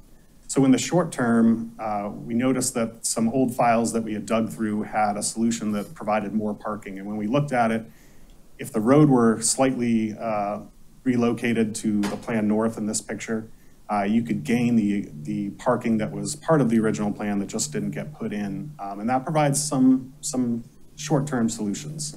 It's not a huge build out, but it will at least provide a little bit more parking for that area. And then the long-term solution for this is something that you'll find throughout a lot of our examples, where rather than trying to obtain parcels that are immediately adjacent to the landing, we look at a remote parking solution. So something that's, you know, maybe within a 5-minute walk from the landing, where you can realize some savings on the land itself, and you also have more available parcels to kind of choose from. Fairly common at some boat landings, maybe not so much in this area, but elsewhere, so not a bad solution. And we go to the next example, medium priority example of Brickyard. This is one that really would benefit from a more formalized parking plan. Currently, this landing only has a handful of spots. It's heavily used. I think people just kind of find a way to park their trailer once they launch. There's nothing really designated here. So this particular example, if you could get a hold of this has a site parking deficiency of 28. And I think this one comes with a slight caveat that if you were to develop the landing such that we've shown here, it would be beneficial to also increase the width of the ramp too, so that you could accommodate more parking. Because this is a pretty central landing and could help some of the immediately deficient zones around this particular landing. So what does all this mean? Why is any of this important? With over 18,000 registered boaters in Beaufort County, the economic impact can be substantial. You know, when we think about impacts, you have the sources for the existing boat landings, like the revenue that the boaters are spending, hotels, restaurants, etc. Then you have the proposed repair activities, right? And so you'll get some economic impact from the repair activities themselves. And then you also have an increased capacity at your county landings, right? So more boater spending. And then we also cover the potential future impacts. Again, construction activities generate a source of income, but then you also have this increased capacity that allows for more boater spending. So quickly, we'll run through, when we talk about impacts, it's important to know the different types that we're talking about. We have the direct impact, which is the project costs themselves. You have the indirect impact, which could be something like obtaining materials for the project, and then the induced impact, which would be something like the workers for the project buying goods and services on their way in and out of work. So we'll look at some quick numbers that our Chimera team came up with, our economic impact team. The average trip cost in 2022 was $256 per trip. And you can see the breakdown of fuel, grocery, restaurants, and lodging as part of that. You can also see here on this slide that if we take the overall spending in 2022 with all of that combined, you're up at $48.8 million in 2022. So 35 from direct, 5 from indirect, and 8.3 from induced, to give you that total number. The next piece of information that we wanted to look at is what kind of tax revenue is created by this boating activity. So here you can see that it was reaching almost $4 million in 2022 for your current facilities. This particular one did not take into account any of the repair or future costs. This chart here will tell you what the impact of those repairs and expansion strategies could be. So you can see here that we could generate another $3.9 million annually if we repair and then enhance some of your existing boat landing inventory. It's important to note that because we didn't do too much with new landings, that number is not included in this impact. So that added to this would generate some additional impact. That's on top of the original 4? That's 3.9 billion extra on top of the original 4? Yes.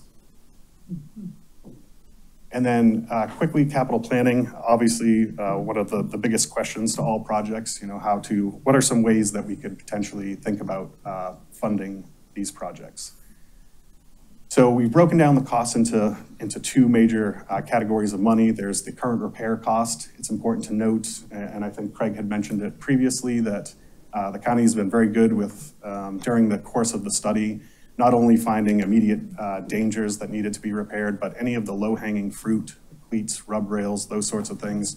We generated a list as we were working and gave that to the county, and they've repaired some of that low-hanging fruit. So instead of the $9.5 million, it brings it down to about $9 million in repair costs. And then if we take into consideration the high priority and medium priorities only, that generates about $15 million. So you come up with a total project cost of $24 million. So options for funding. There's the traditional CIP option, which is something that they utilized, I think, in order to fund some of these low-hanging fruit projects. So you could approach it in a similar way. What I've done is just broken down just simple, over 5, 10, 15, and 20 years. There's another option for a revenue bond. If you did the entire amount of money, there's some disclaimers listed beneath that, but if you did the entire bucket of money, approximate annual payment would be about $1,941,000. Some other options that surprisingly came up at several of the charrettes and also part of the online surveys was a pay-to-use option. There's examples of this in other counties around you where they basically pay to use. Listed here is a daily pay option. There's a couple, we kind of factored in a range of what we saw for surrounding areas. There's also an annual pay, and there's a variety of different mediums that you could use to do this. It could be software driven, it could be these park and pay, it could be a sticker. There's a number of ways that you could achieve it, but the idea of pay to use is something that came up. Surprisingly, the majority of folks on the online survey said they'd be willing to spend some money to keep the landings in good condition. One major thing to consider about this option is that if you started a pay for use program, it may impact some of the grants and other potential funding that you get for your boat landings. So that's something that would have to be studied more to make sure that you're not gaining here and losing in another category. Another part of the funding process was for us to research and provide some grants and other program funding options. So we've created this list here with a brief description under each. Some of these should definitely be considered for not only your repair, but your expansion as well. And then we did come up with something that seemed to make a lot of sense to us. It was a hybrid solution where you utilize your CIP and a revenue bond option and also work in the grant piece of it. And so it basically states that you would, for the repairs, you would continue your CIP process. You would mix in some research every 5 years for some grants to see what you could help offset from your county spending. And then for the expansion strategies, you would utilize the revenue bond option. And that way you're kind of bringing down your costs, mixing in some of the money that you can get from these grants and other programs and spreading that money out over the next 20 years. Questions? Anybody have any questions, comments? Yes, sir. I like what you said about the inventory, having a comprehensive booklet on exactly what we own. Yes. The deeds, what we've done in the past and so forth and so on. Is that something that is being implemented, that we have some of that already ongoing? I believe so. I think we started that process by trying to get as much information compiled as we could. And so the rest of it, where it comes to deeds, I believe Neil's been working on gathering all that information, getting that all together so that you do have a comprehensive kind of analysis of each of your landings. Okay. So that is underway. And Neil may know, do we know how many of them we don't have a clear title to at this point yet? Okay, thank you. And during the course of the study, some of those were obtained. So I think Neil's been doing a great job on getting that stuff all squared away. Yeah, I would just say that we all know protecting our waterways is one of the biggest things we have to do here in Beaufort County. Without our water, that's the driving factor of our economy here in Beaufort County. But access to the water is something we have to focus on too, not just protecting it. So, I mean, we all know this is something that we're gonna have to do. We're gonna have to invest in this. We just gotta figure out which way we're gonna do it and which avenue is the best. I'll be honest, people up here have heard it before. I'm not a big pay-to-play type person. I think our tax dollars already bought the property and we paid our tax dollars to maintain this property. So that does make me a little weary, but I do think there are other options about how we can obtain this and come out with a list of, or maybe dive deeper into the list that you made on there of the 6, 6, and 5, I believe. Yep. To see which projects we need to start hitting first and how we can start getting those added into our future budgets for Beaufort County. Any other questions? Yeah, Mr. Chairman, thank you. I appreciate the report. Yeah. And the areas of concerns of some of the areas that you highlighted. When you look at the visitation of these docks, boat landings, you talk about the touristic, and you also have local residents. Did you break that down to say how many local residents are using it versus how many tourists are coming in using it? Yeah. You know, because the tourist one is one that I think we can piggyback on, because the hotels, et cetera, you got the accommodation tax, that sort of stuff. But you also got local residents, and it'd be hard for us to add a fee to them, you know, because they figure they're paying the taxes already. Yeah, and you know. We threw the fee option in there because we wanted to explore all possibilities for you guys. We're not crazy about it either.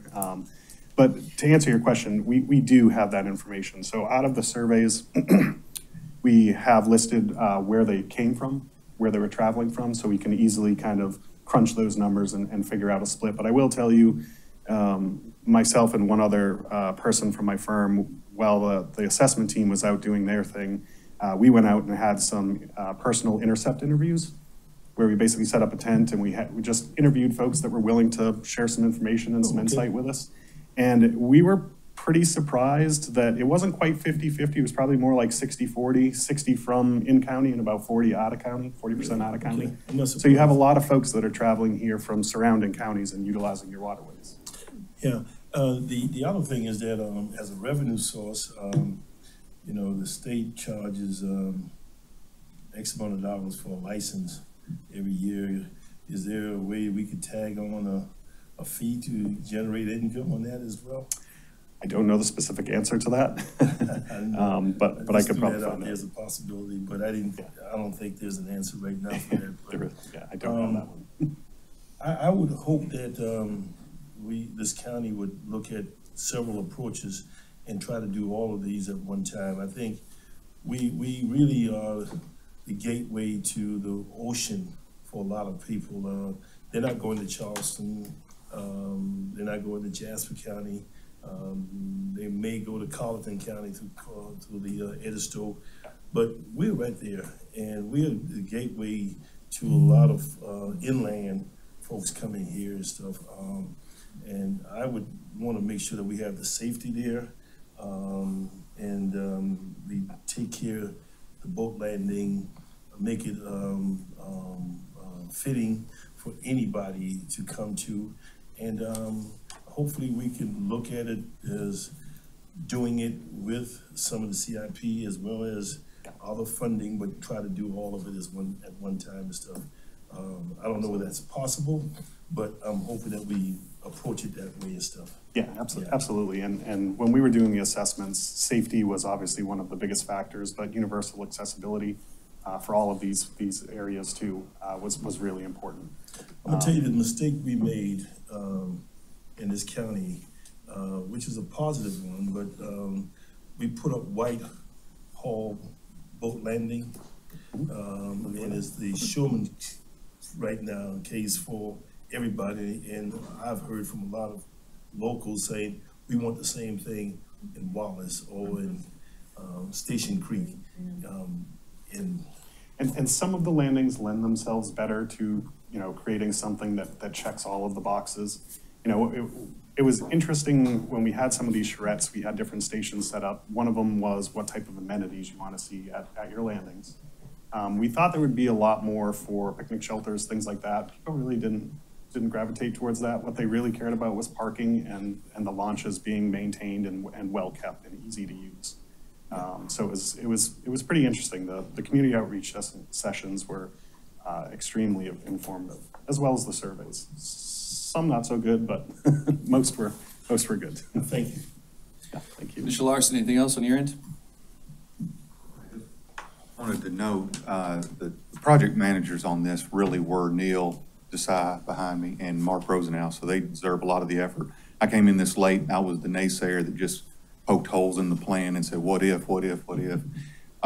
We mentioned the economic part of it. We really did decide that we needed to come up with all the different funding options that were available, because it was clear early on that we were not going to get consensus of the funding option to put in this report. So, Yeah. A lot of discussion there. This was emailed to you today. Yes, so We're going to have one hard copy. We're going to leave with John, so it'll be at your disposal to borrow. So if you need some late night insomnia reading, you got your laptop. If you want to work out at the same time, we'll get you a hard copy. We're just gonna give it to Tab and let Tab let us know what it says. That's all. I already knew you did. I already knew. That's I all. saw No, 500 and some pages, I'm like, oh my exactly. God. She's like weekend reading. That's her. If needed, I can send the digital format where it's broken down into I don't wanna the take a specific tasks, and that way you can tackle smaller sections rather than the 800 Oh, page. that would be. That'd be good. fantastic. Yeah. Yeah. We do have that as well. But that was it. There's no action needed. It was just a Yeah. report for information. And as you mentioned, this goes into our future planning and. Will our capital. staff then start working on the list of projects we need to tackle first?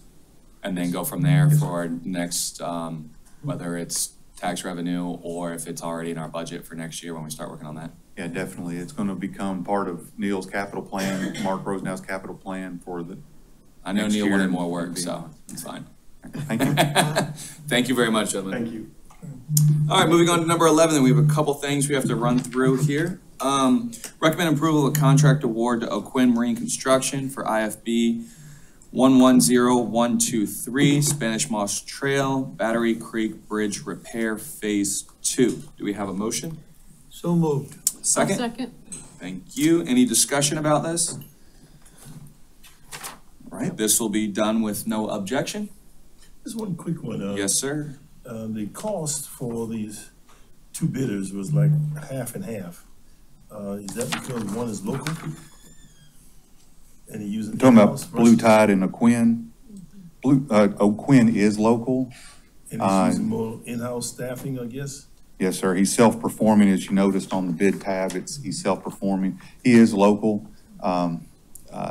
Yeah, which is We amazing. vetted both of them. I mean, Blue Tide's a reputable company. So is O'Quinn. We have a lot of familiarity with O'Quinn. Right, We used them on right. several projects. His price was much more competitive, and it was more in line with what we thought it was going to be. Okay, Yes, sir. thank you. That's a good question. This will be done with no objection. And I see no objection. Moving on to number 12, recommend approval of a contract award to Paragon Builders for IFB 090823 Buckwalter Recreation Center generator. Do I have a motion? So moved. A second? I'll second it. Any discussion on this? No. I guess one of mine would just be the one question we first discussed this agenda item last week about the funding source. Do we find out if there was a way that the state could reimburse us for some of the funding, since this is being put in the Buckwalter Recreation Center for the National Guard during emergency services? Oh, okay. Nobody else is walking up to the podium.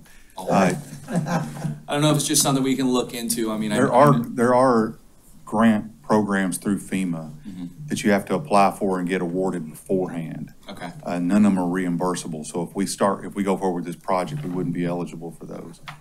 We had put in a grant for this in the past and received the grant and returned it due to timeliness in getting the work completed. So this is coming out of this particular funding source we're using is Parks and Rec CapEx money, and it is it's within our budget. We have $795 still in the account.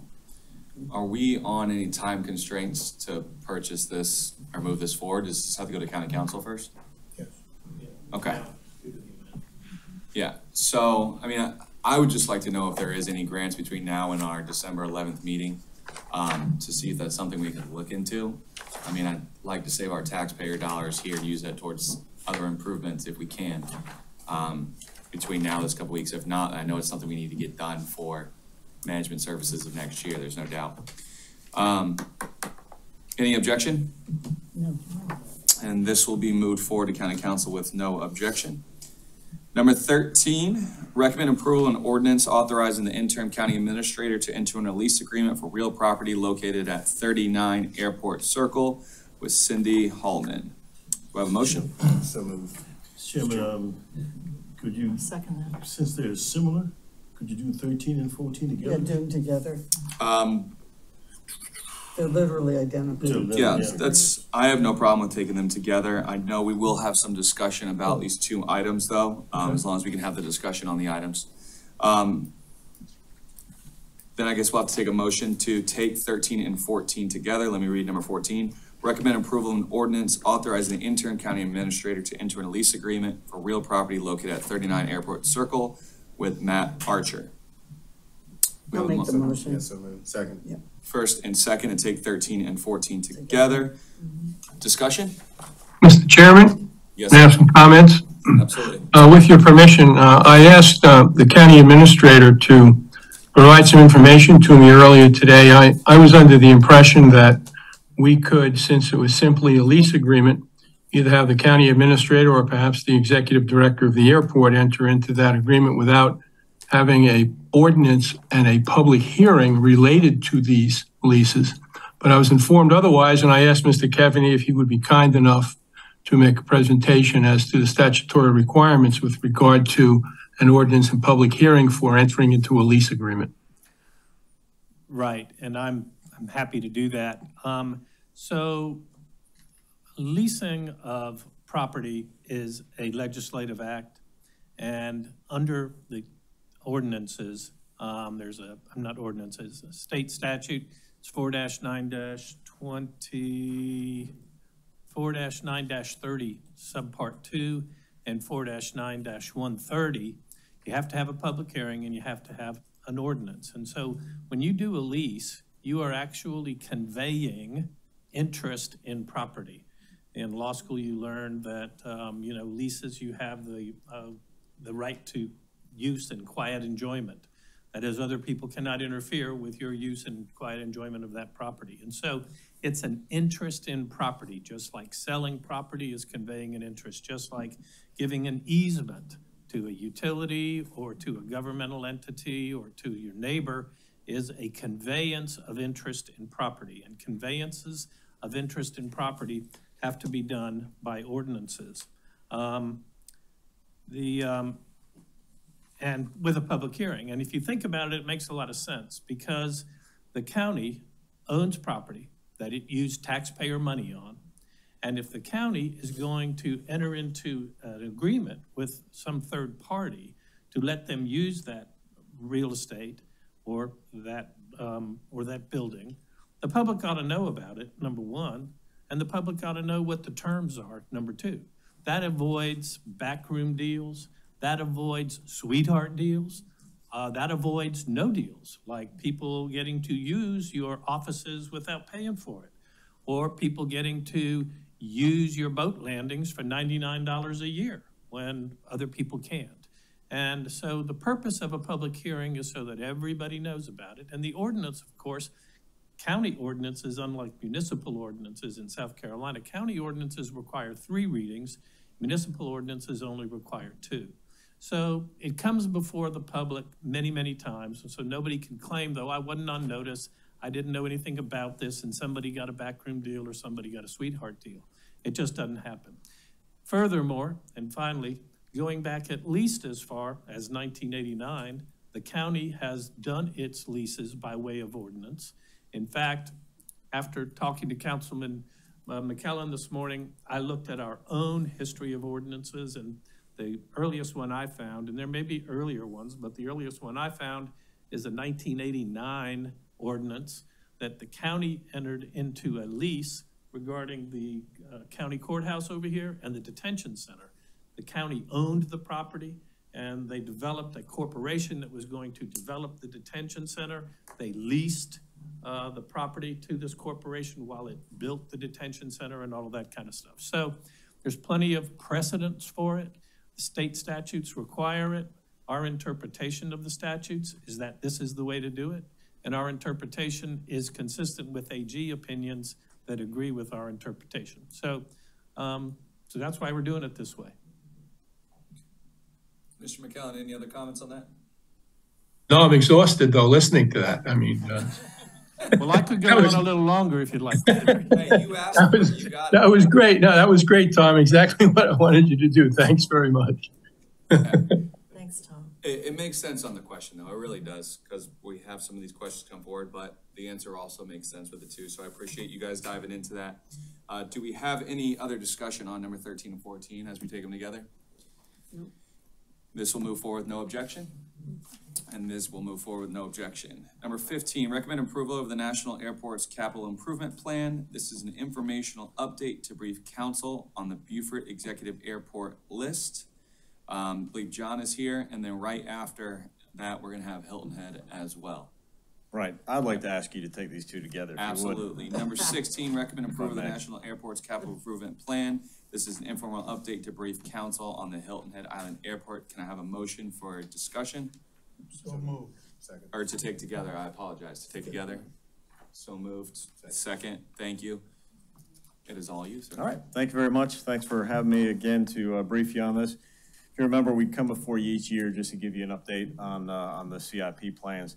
And in a nutshell, what this is it's a collaborative effort between airports who are in the national transportation system and the FAA. We collaborate on project planning, and it serves 2 purposes. Number one, it makes the airport sit down and really carefully consider what needs to happen in the next 5 or more years. And that also affords the FAA a chance to hear from those airports so that they know what the funding needs are.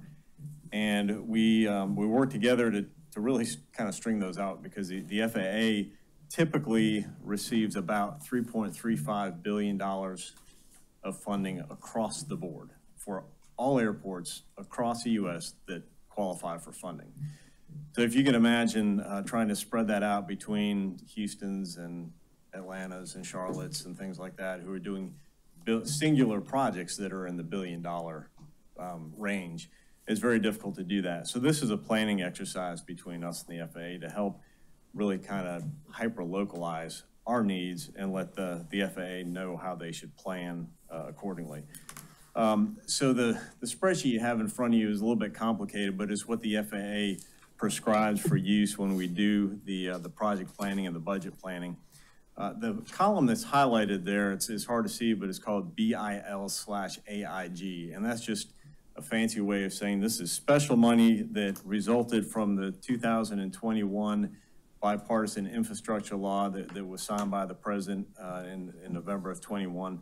And that provided some additional infrastructure money for the airport system. Those dollars are allocated based on the number of folks who use your airport. So we get less than a Charlotte gets and so on and so forth.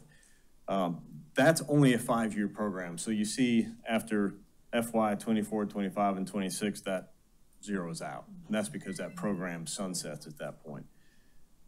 So what you see here really is in the two airports, some of them, like for Buford Executive, we actually took out a few more years because sometimes you can see a little bit farther around the corner than others. And at Hilton Head, we went out to 2029 with our best guess. This plan that you see in front of you has already changed twice since we first proposed it to the FAA a month ago, and it will change a few more times before it's quote unquote formalized, which is usually in the February to March timeframe. We are in the federal fiscal year 24, so that's why these both start at 24, so you can see what we'll be doing this year at both airports. This format spells out everything from the excerpts from the AIP manual that say why your project is eligible, all the way down through the different funding sources. I would draw your attention to just 2 columns over from the highlighted one, says sponsor participation. When you see sponsor, just think airport, because that's what comes out of our budget as our share of these projects. So that's what we work on when we budget for projects. We also work on, since all of our grants are reimbursable, we also budget for that initial spend so that we can then draw back that money from the FAA. So hopefully that makes sense to you. Trying to think what else to highlight on this. I guess in light of all the road projects you heard about, I should tell you that if you build a mile of road, you're going to go for a mile, but if you build a mile of runway, you can go anywhere in the world. So you should, that should give you enough to give a favorable recommendation of this list. So what we are asking for is really not necessarily a recommendation, but just to bring this forward to you so you know what we're doing and give you an opportunity to ask any questions. Ms. Howard, Councilwoman Howard? ERSA, what's that stand for? I knew somebody asked that. Thank you. I didn't even set that up.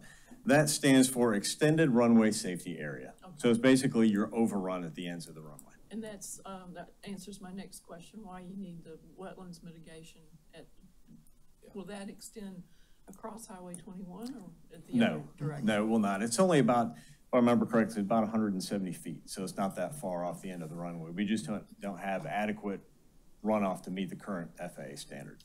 And then another question on the Hilton Head Airport, the land acquisition reimbursement is in 2027.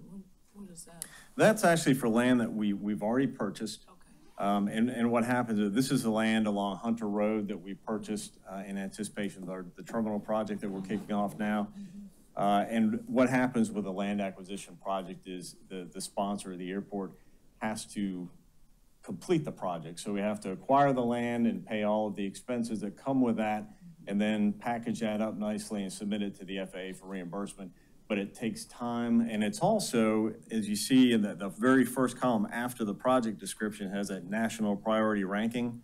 The FAA goes through our list and ranks all of our projects. Property acquisition reimbursement is a low ranking project because infrastructure projects on the airfield will always leap ahead of those. So our best guess, and in coordination with the FAA, is 2027 for that reimbursement. Thank you. I just have one question. I don't know if we can get an answer today, but just for the future, because I think it's the same type of logic of what you just said about a mile of road or a mile of runway. Same thing with Jared when we talk about improvement. Do we have, I know we're looking at a lot of dollars, and obviously that always gets people with, sticker shock and everything like that. But do we have any estimate of the increased revenue that it'll bring to Beaufort County with the improvements on these airports? Well, I can tell you that the latest economic impact study that was completed for Hilton Head Island Airport was in 2020, so it's going on 4 years old, but it was just before the pandemic hit. And that showed an increase, in fact, only a 2-year increase in economic impact from $166 million annually to $417 million annually. And I would imagine that that continues to increase as we make the improvements and continue to build the number of employments, folks who use the airport. So while I don't have a number right now today, I would say it's fair to assume that the more we modernize these airports and keep up with the needs of the travelers, the higher that impact will be. And I do think it's not necessarily always about making it bigger, because it's not always about bringing more people, but creating the opportunity for more businesses to tap into it, like you just did on Hilton Head with the transportation, or updating the terminals. When there's a lot of things that drive people from here to other places, or vice versa, when you do have a nicer entrance to come into. Any other questions? So once this is finalized, do you have to bring it to council?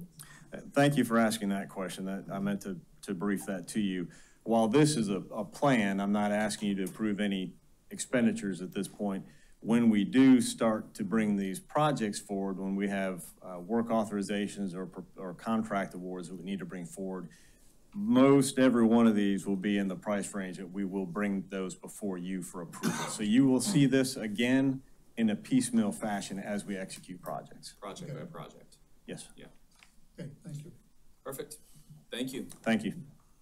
All right, moving on to number 17. Recommend approval of resolution for Commission Public Works Code Enforcement Officers. Do I have a motion? So moved, Mr. Chairman. Second. And a second? Second. Yep. Any discussion? Normally we see the officers, they're not gonna see them today, huh? Well, this will have to go to, I believe, County Council, right, on our consent agenda. Okay. That's it. Yeah, perfect. This will be moved forward with no objection? No. And I see no objection. Number 18, recommended approval of an ordinance authorizing the conveyance of an easement encumbering a portion of real property located at 55 Gardner Drive to the town of Hilton Head Island. Do you have a motion? I'll make that motion. And a second? I'll second that. Mr. McCallum, do you have any comments on this one? Nope. Okay. Anybody else in the discussion? I can repeat that conversation earlier if you'd like. No, that's okay. I just remember when we talked about this before, clarifying some of the reasons behind it. This will move forward as well with no objection. And I see no objection. On to number 19, recommended approval of an intergovernmental agreement with Beaufort-Jasper Water Sewer Authority and the town of Bluffton to jointly fund the installation of sewer facilities in the Stony Creek area for the purpose of preventing further contamination of the water of the May River headwaters. I will make that motion. I will second that. All right, do we have any discussion about this? Well, Be good. Well overdue, and something we need to do is, we just talked about this exact same thing when we talked about our waterways. Yeah. I mean, they go hand in hand. Yeah. This will be done with no objection. This will be done with no objection. Number 20, recommend approval to authorize the interim administrator to negotiate and enter into a contract with Low Country Ferry LLC for provisions of ferry services to and from Defusky Island. May I entertain a motion, please? so moved. And a second? I'll second. And I will ask for a little bit of background information on this if we could. I believe it's Hank. But thank Paul Vincent. He stayed here from Beaufort-Jasper Water Sewer Authority, just in case. Oh, sorry. So You stuck around all day. just, for it. I'm We gonna gave just you go the back easy there to way say, out. this has been multi-year process, even of talking about this IGA. And so we've gone through 2 CEOs or presidents at Beaufort-Jasper, and he's the 3rd engineer, and he got her done. So he's really done a great job, and he was here to answer questions, and you guys were so impressed that you didn't even ask him any. It is something long That's overdue, and good. we appreciate your work, and thank you for staying. thank you. I appreciate that very much. Sorry about that. No, you're good. I appreciate you giving me a heads up. Okay, as you know, we've had a lot of discussions over the last year over the ferry, or years, but specifically in the last 6 months with having to redo our contract with Hague Point to get through January 15 and then issue a new RFP that we put out on, I believe it was September 20th. All the bids were due on October 20th. It was a gamble to see if we got more than one bid. We did get 3 proposals, not bids, 3 proposals. We ranked those proposals. As you can see, the scores that were attached, they had varied prices, and the committee has chosen to seek your approval to negotiate a final contract with Low Country Ferry LLC. The $365,000 per year would be a maximum. we feel like we've had preliminary discussions. If approved, we can negotiate that down with different revenue sharing options, parking administration options, et cetera. We would have to approve some additional funding to get through that first half of this coming year, because as you know, we used up our funding for 2023, 2024 to get to January 15. And the reason that number is $250,000 as opposed to specifically half of 356 is because of some of the carrying costs that we have to have in order to operate without permanent parking. As you know, we still are in the middle of condemnation proceedings at Helmsman Way and on the DeFusky side at Melrose Landing. So that's to pay lease at Melrose and some combination of rental parking and transportation back and forth to a temporary landing until we can have a final landing. If there are any questions, I'm ready to answer your questions, I hope. Yes, sir. I got this one, and it has to do with the contract. I got some, and I think we all got emails from the Fusky residents asking for an additional late afternoon or late evening run. Is that possible? Well, as an additional run, and they basically, yes. I'm not too sure. They're looking at late afternoon. They mentioned late evening or late afternoon run. Right, that can be part of this negotiation. That's why I will contact those individuals that have reached out, but wanted to get approval to negotiate this contract because that can be a part of it. This entity that is proposing is interested in adding more runs as they become feasible, as the goal is to create a greater ferry network long-term. This would be the first leg. And more runs equal more people, equal more funding for them. So they do want to look at that, but it wouldn't be something that would happen on day one, more than likely. It's something that we're going to have to build to, especially with the contract starting in the off season, in the winter. And with all the variables as we currently know, it's going to be, as we put in our report last week, it's going to be inconvenient in the beginning because of this court order forcing us to go to a new place. There is not going to be a comprehensive facility that's going to have all the parking. There's going to be park and ride. There will be some inconvenience. I spoke to some individuals at the DeFusky Island Council that I will, as we get through the next couple weeks, update them on what those arrangements will be so that they know where to go, whether it's a different website or a different parking area and how the transportation will work well ahead of that January 15th date. I think once we get this thing locked in place, I think the community will adjust once they know the schedule and et cetera, et cetera. We've been back and forth with this for the last 4 or 5 years. So hopefully we got it to a point now that we can say, hey, this is going forward. Very much. I'm with you. Yeah, I would just say our focus is getting something in place. And then as we don't want to overload anybody new, we put out the bid to open, and that's what we need to focus on right now and get that secured ahead of time. And then we can discuss other options in the future. I mean, we've all gotten the emails. It's something that all of us have read about and something that we want to look at in the future for sure. But right now it's just getting something in place so we can continue service to those residents on the island, because that is ultimately the biggest thing we need to focus on right now is those residents there. Yes. Any other questions or discussion? One question, do we have the location for the funding for the extra revenue that we're gonna have to move over to cover? As we put in, for this one, it would be general fund balance. Okay. To get us through and then through the year, and then it would be part of the budgeting process going into the 24-25 budget. Okay, yes. Perfect. This will be done with no objection. And I see no objection. Thank you. Thank you. If we have nothing else done before 5 o'clock, this meeting is adjourned.